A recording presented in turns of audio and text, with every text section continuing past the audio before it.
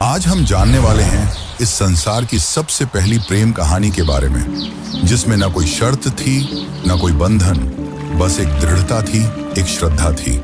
इस कहानी में रंग भी है और दुख का संग भी। यह है शिव और सती की अमर प्रेम कहानी, जिसमें प्रेम है, त्याग है और अंत में एक नई शुरुआत है। तो आइए जानते हैं इस महान प्रेम कथा को, सती कथा को। सती!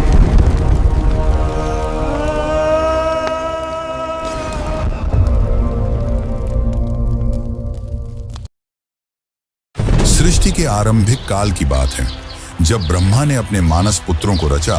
उन्हीं में से एक थे दक्ष प्रजापति, अत्यंत बुद्धिमान परंतु उतने ही अहंकारी।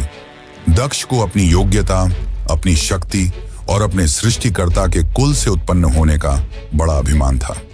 उसने वर्षों की तपस्या की और देवताओं से वरदान पाए संतान की प्राप्ति के लिए। उसकी यह तपस्या रंग लाई और उसे एक अत्यंत दिव्य कन्या की प्राप्ति हुई, वही जिसे हम आज देवी सती के नाम से जानते हैं। सती का जन्म किसी साधारण कन्या की भांति नहीं हुआ था। उनका स्वरूप स्वयं शक्ति का अंश था। कहते हैं वह स्वयं आदि शक्ति का अवतार थी। दक्ष को अपनी पुत्री पर गर्व था, लेकिन साथ ही उसके मन में एक अभिलाषा थी कि वह अपनी इस कन्या का विवाह किसी महान देवता, किसी वैभवशाली राजकुमार या किसी प्रतिष्ठित गृहस्थ से करेगा। उसे यह कल्पना भी नहीं थी कि उसकी पुत्री का हृदय वहां बन चुका है, जहां वैभव का कोई मोल नहीं, जहां वैराग्य ही आभूषण है, भगवान शिव। देवी सती बचपन से ही विचित्र स्वभाव की थी। अन्य कन्याओं की तरह ना तो उन्हें श्रृंगार में रुचि थी, ना ही राजसी जीवन की भव्यता में। जब जब वह शिव की चर्चा सुनती, जब किसी आर्षि द्वारा शिव की महिमा का वर्णन होता, उनका हृदय गहरे भावों से भर उठता। शिव जो श्मशानवासी हैं, जो मृग चर्म धारण करते हैं, जो भस्म रमाते हैं और सर्पों को आभूषण की तरह पहनते हैं। आम कन्याओं के लिए यह भय का कारण होता, पर सती के लिए यही शिव उनके अंतर्मन में बस चुके थे। धीरे धीरे यह आकर्षण भक्ति में बदला और भक्ति प्रेम में। अब सती का एक ही लक्ष्य था, शिव को पति रूप में प्राप्त करना। पर यह मार्ग आसान नहीं था। जब दक्ष को सती की इच्छा का आभास हुआ तो वह क्रोधित हो उठा। उसकी आंखों में तो शिव एक जंगल में भटकने वाले योगी मात्र थे। उसने सती को समझाने का प्रयास किया कि वह किसी योग्य, राजसी और सम्माननीय वर को चुने, पर सती अब निर्णय कर चुकी थी। उन्हें किसी धन, वैभव या पद की आवश्यकता नहीं थी। उन्हें चाहिए था वह परम पुरुष जो संन्यास में भी पूर्ण है, जो मौन में भी संपूर्ण है। और इसी लक्ष्य के लिए सती ने आरंभ की कठोर तपस्या। पर्वतों की गुफाओं में प्रचंड वायु और वर्षा के बीच सती ने भोजन तक त्याग दिया। उन्होंने पृथ्वी पर बैठकर खुले आकाश में बिना निद्रा के केवल शिव के ध्यान में लीन रहकर दिन, सप्ताह और महीनों का तप किया। देवताओं तक को आश्चर्य हुआ कि एक कन्या इतनी कठोर तपस्या कैसे कर सकती है। और जब उनकी तपस्या की अग्नि ने त्रिलोक को प्रभावित करना शुरू किया, तब अंततः भगवान शिव ने उनकी भक्ति को स्वीकार करने का निर्णय लिया। पर यह तो आगे की कथा है। अभी तो एक पिता के अहंकार और एक पुत्री के समर्पण की टकराहट शुरू हुई है। जहां एक ओर दक्ष चाहता है कि सती उसके राजनैतिक सपनों की सीढ़ी बने, वहीं दूसरी ओर सती हर सांस के साथ शिव का नाम जपती है। यही संघर्ष इस प्रेम कथा की पहली चिंगारी है, एक ऐसी चिंगारी जो आगे चलकर एक भीषण अग्निकांड बन जाएगी। सती अपनी तपस्या में लीन थी। उनका एकमात्र उद्देश्य था शिव की प्राप्ति। अनंतः उनकी भक्ति से प्रसन्न होकर शिव प्रकट हुए। शिव मुस्कुराए और एक क्षण में वह उस तपस्विनी के समक्ष प्रकट हो गए। जैसे ही सती ने अपनी आंखें खोली, उनके सम्मुख खड़े थे वही जिनके लिए उन्होंने सब कुछ त्याग दिया था। शिव ने उनके तप, प्रेम और अटल श्रद्धा को देखा और कहा, हे देवी, तुम्हारा प्रेम मुझे बाध्य करता है। आज मैं तुम्हें अर्धांगिनी के रूप में स्वीकार करता हूं। इस वचन के साथ पूरे ब्रह्मांड में आनंद की लहर दौड़ गई। देवताओं ने पुष्प वर्षा की और फिर आया वह शुभ दिन जिसका साक्षी स्वयं ब्रह्मा, विष्णु और सारे लोग हुए। शिव और सती का दिव्य विवाह। शिव बारात लेकर स्वयं कैलाश से निकले, पर यह कोई साधारण बारात नहीं थी। इसमें भूत, प्रेत, पिशाच, नाग, सिद्ध, योगी, अर्षि, देवता सब सम्मिलित थे। शिव की सवारी नंदी थी, शरीर पर भस्म, जटा से गंगा, गले में नाग। यह स्वरूप देख सभी स्त्रियां भयभीत हो उठी, पर सती के चेहरे पर गर्व था। उन्हें अपने शिव पर गर्व था। वैभव नहीं, सत्य का स्वरूप थे वह। विवाह का आयोजन राजसी नहीं था, पर दिव्यता से भरा हुआ था। स्वयं ब्रह्मा ने मंत्रोच्चारण किया, विष्णु ने कन्यादान किया और समस्त लोगों ने इस मिलन का स्वागत किया। यह केवल दो आत्माओं का नहीं, सृष्टि के दो मूल तत्वों शिव और शक्ति का मिलन था। लेकिन इस भव्य विवाह में एक स्थान रिक्त रहा। सती के पिता दक्ष प्रजापति, वह नहीं आए, ना ही कोई संदेश भेजा, ना ही कोई आशीर्वाद, क्योंकि उनके लिए यह विवाह एक अपमान था, एक चुनौती उनके अभिमान को। उनके अनुसार यह मिलन योग्य नहीं था। और यहीं से प्रारंभ हुआ उस अग्निकथा का बीज, जो आगे चलकर पूरे यज्ञ को जला देगा। समय धीरे धीरे बीतता है। कैलाश पर्वत पर प्रकृति की गोद में शिव और सती अपना वैवाहिक जीवन शांतिपूर्वक और आनंद से व्यतीत कर रहे हैं। कैलाश की गुफाएं, मंदाकिनी की कलकल धारा और बर्फीली हवाएं सब साक्षी थीं उस दिव्य प्रेम की, जो समय और शब्दों से परे था। लेकिन इसी बीच एक और स्थान पर कुछ और ही चल रहा था, राजा दक्ष के मन में। सती के शिव से विवाह को वह अभी तक स्वीकार नहीं कर पाया था। हर बार जब कोई शिव की महिमा का गुणगान करता, दक्ष की भौहें तन जाती। उसे लगता कि शिव ने उसकी पुत्री को अपनी योग्यता से नहीं, किसी छल से प्राप्त किया है। वह अपनी सत्ता, अपना रुतबा, अपनी श्रेष्ठता सिद्ध करना चाहता था, और उसी घमंड ने उसे एक विशाल यज्ञ के आयोजन की प्रेरणा दी। दक्ष ने यज्ञ का आयोजन बड़ी धूमधाम से किया। ऐसा यज्ञ जिसमें समस्त देवताओं, ऋषियों, सिद्धों और लोकपालों को निमंत्रण भेजा गया। ब्रह्मा से लेकर इंद्र तक हर कोई आमंत्रित था, परंतु एक नाम उसमें अनुपस्थित था, महादेव शिव का। यह कोई भूल नहीं थी, यह था दक्ष का जानबूझकर किया गया निर्णय। उसने शिव को निमंत्रण नहीं भेजा, क्योंकि उसका अहंकार उसे यह स्वीकार नहीं करने देता था कि उसकी पुत्री ने उस योगी से विवाह कर लिया, जो ना कोई राज्य रखता है, ना कोई वस्त्र, और जो श्मशान का वासी है। दक्ष को लगता था कि शिव को यज्ञ में आमंत्रित करना उसके सम्मान के विरुद्ध होगा। जब यज्ञ की तैयारियां चल रही थीं, उसी समय सती ने इस आयोजन की बात सुनी। किसी ने उनसे कहा, माता, आपके पिता दक्ष ने एक महान यज्ञ का आयोजन किया है, जिसमें सारे देव, ऋषि और ज्ञानी आमंत्रित हैं। वह तो आज पूरे ब्रह्मांड का ध्यान खींच रहा है। यह सुनकर सती का हृदय कांप उठा। उन्हें विश्वास नहीं हुआ कि उनके पिता इतना बड़ा आयोजन कर रहे हैं और उन्हें कोई सूचना नहीं मिली।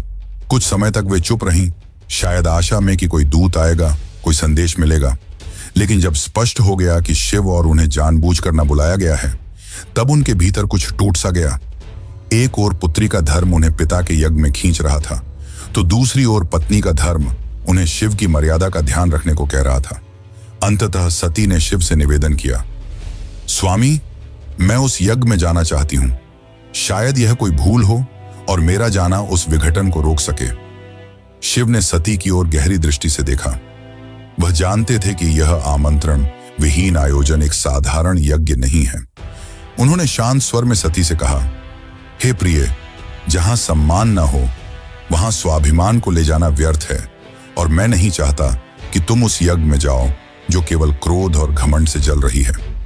परंतु सती व्याकुल थी। उनके भीतर एक द्वंद्व चल रहा था, पिता और पति के बीच। उन्होंने पुनः प्रार्थना की, प्रभु, मैं केवल एक पुत्री के रूप में वहां जाना चाहती हूं। मैं पिता से बात करूंगी, शायद वह बदल जाए, शायद उनके मन का विष उतर जाए। शिव ने इस बार उन्होंने अनुमति दे दी। सती ने कैलाश से विदा ली, अकेले, बिना किसी दूत या सम्मान के। वह एक बेटी थी जो अपने पिता से स्नेह की अपेक्षा लेकर जा रही थी, लेकिन उन्हें झांत नहीं था कि उस यज्ञ में उनका स्वागत नहीं, अपमान प्रतीक्षा कर रहा है। सती जब यज्ञ स्थल पर पहुंची तो उनके मन में उम्मीद थी कि पिता के नेत्रों में बेटी को देखकर कोमलता जगेगी, उनके मुख से स्वागत के शब्द निकलेंगे। लेकिन जब उन्होंने यज्ञ स्थल में प्रवेश किया तो सन्नाटा पसर गया। कोई स्वागत नहीं हुआ, कोई आसन नहीं दिया गया, जैसे वो वहां उपस्थित ही न हो।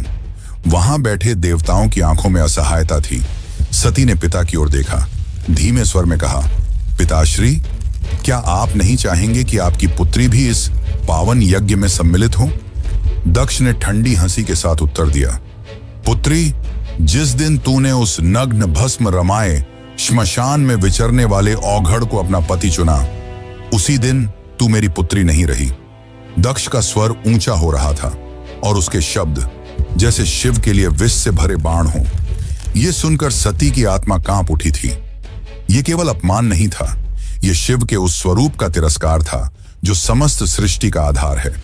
वे उठी, सभा की ओर देखा और बोली, तुम सब यहां धर्म की बात करने आए हो, यज्ञ की बात करते हो, पर जिस शिव के बिना कोई यज्ञ संपन्न ही नहीं हो सकता, उसी शिव का तुम अपमान करते हो।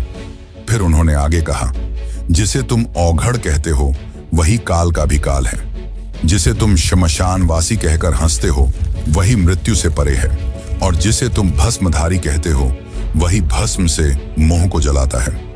उनकी आंखों में आंसू थे, लेकिन स्वर तेज था, ऐसा तेज कि स्वयं देवता भी सिर झुका लें। सभा स्तब्ध थी, कोई उत्तर नहीं दे सका, लेकिन सती का हृदय अब टूट चुका था। उन्होंने कहा, जिस शरीर ने आज मेरे प्रभु का अपमान सुना है, वह शरीर अब इस संसार के योग्य नहीं। और वे सीधे यज्ञ कुंड की ओर बढ़ी। वहां उपस्थित देवता उन्हें रोकना चाहते थे, पर सती अब कोई नारी नहीं थी, वह साक्षात अग्नि बन चुकी थी।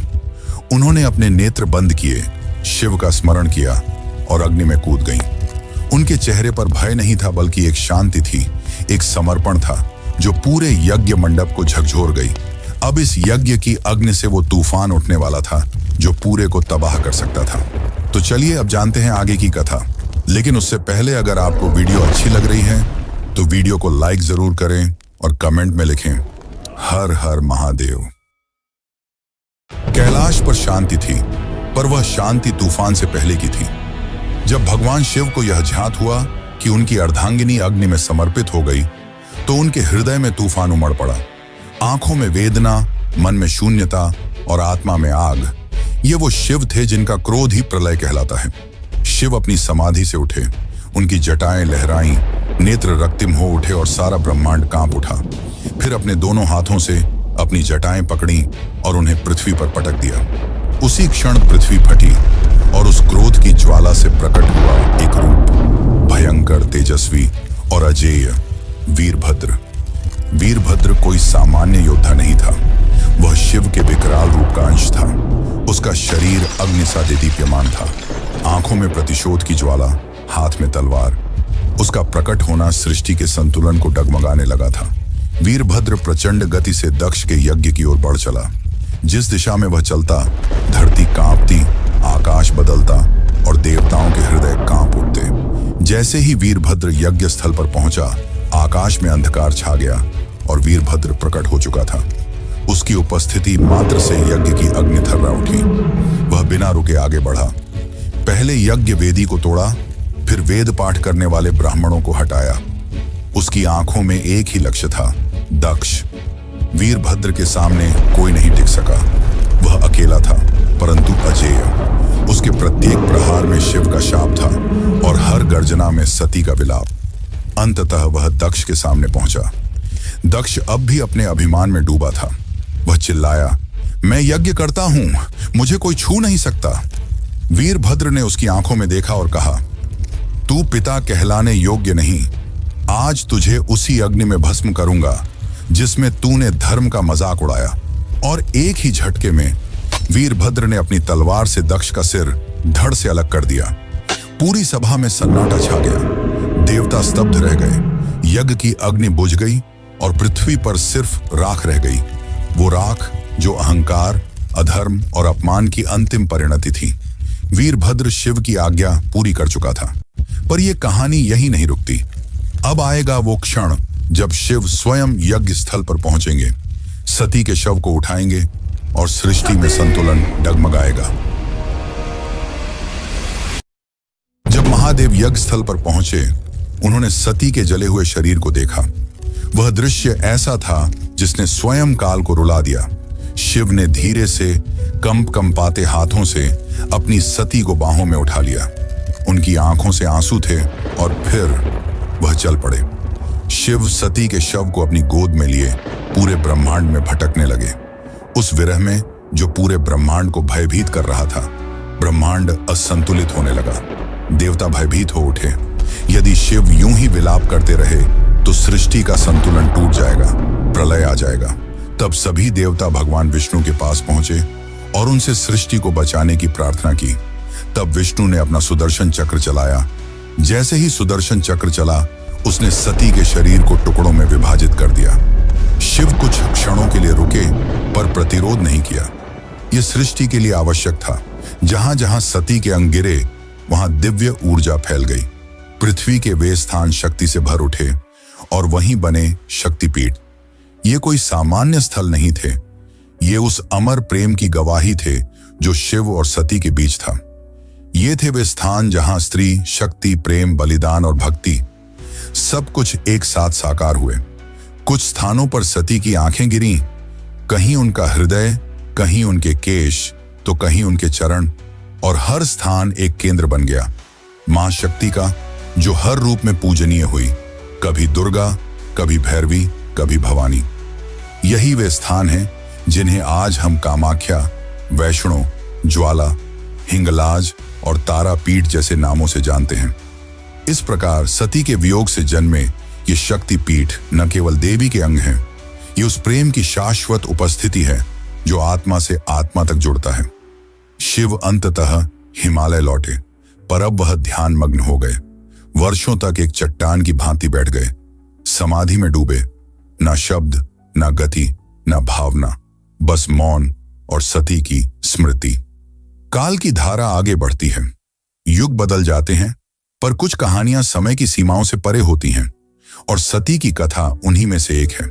वह प्रेम जो अग्नि में तपकर शुद्ध हुआ था, वह विरह जो तांडव बन गया था। उस अधूरी यात्रा को अब पूर्ण होना था, पर यह कहानी यहां समाप्त नहीं होती। प्रेम का सफर यहीं पर रुकने वाला नहीं था। जहां अग्नि ने प्रेम का रंग दिखाया था, वहीं से एक नई दास्तान का पैगाम आने वाला था। सती के बलिदान से जो प्रेम जला था, वही आग पार्वती के रूप में फिर फलने वाला था। यह अंत नहीं, यह शुरुआत है। शुरुआत है एक अमर, अनसुनी और अनोखी प्रेम कहानी की। यह शुरुआत है शिव और पार्वती की। यह शुरुआत है एक नए युग की।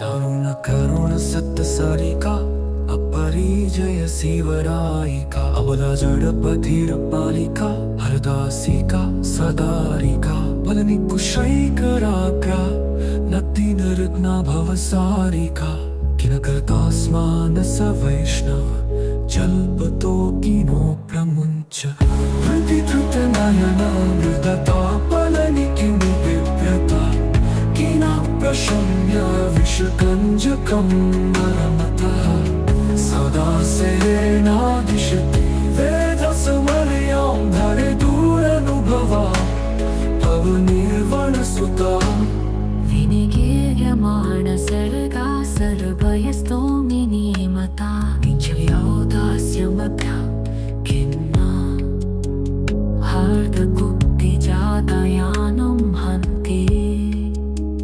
त्रच्छ्रुतिबद्धप्रजल्पं क्रुद्धा धरे दुरनुभवा भवनिर्वणसुता हृदि धृतनयनमृदता बलनि किं बिभ्रतः किन प्रशम्य विषकञ्जकं नर्मतः सदा सेनादिशति वेदसमर्या